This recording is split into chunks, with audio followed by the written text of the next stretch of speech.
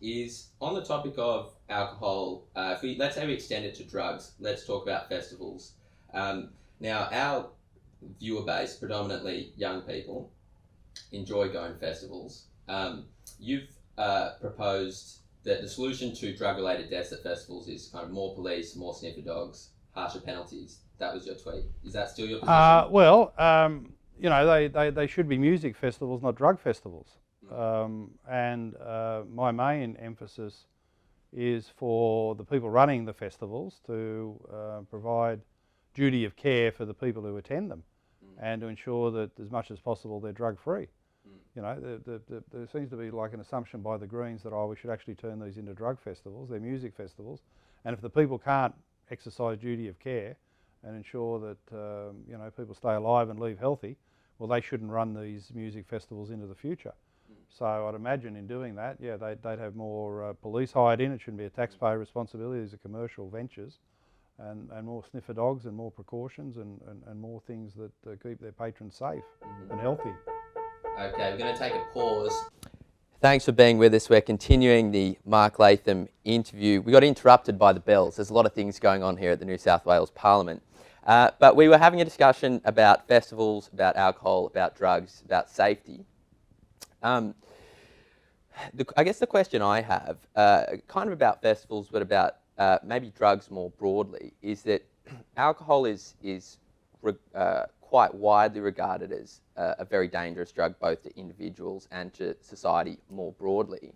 I guess as a young person, I might be wondering when I go into a festival, why are there police and sniffer dogs and maybe tough penalties for me bringing in drugs which are maybe much less dangerous to kind of society in general and maybe individually than alcohol?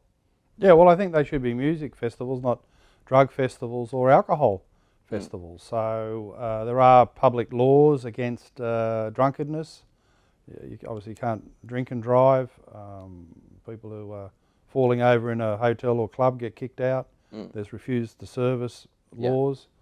So I think that common sense would apply to music festivals as well, in my opinion. I'm not an expert on what actually happens at a music festival these days, but my main point is that people who want to go there and listen to the music should be able to do so without drunken idiots falling all over them or people overdosing, a couple of metres away.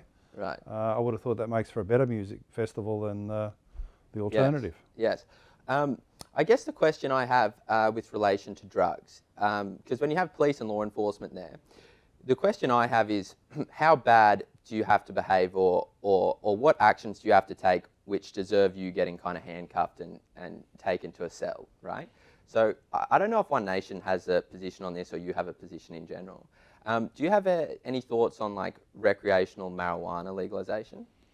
Well, I don't think we need to change the drug laws at all. And I think the basic proposition is with drugs and alcohol, you get in trouble when you're a nuisance to someone else.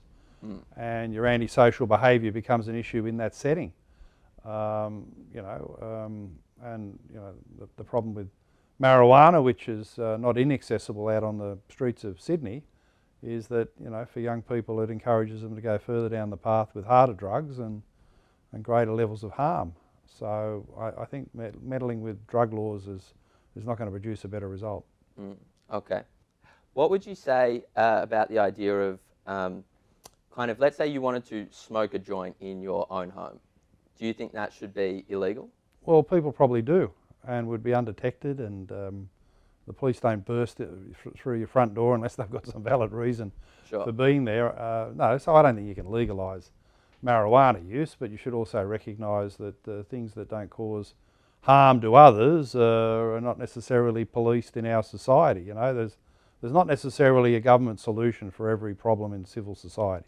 And one of the reasons we're having this abortion bill in New South Wales was that statists, people who believe in the automatic exercise of government power, think they need to interfere everywhere.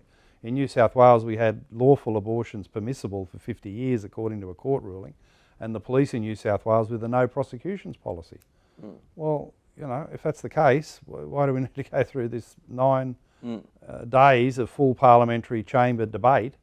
And so too on the marijuana question, I'm sure there's a bunch of people causing no harm to anyone else who smoke a joint in their own house the police don't burst through the door or jump through the window, and the current arrangements don't require meddling by politicians. The problem, of course, would be out on the streets and selling drugs, which the police would obviously bring, come to the attention of the police much more than what people do in the privacy of their own home.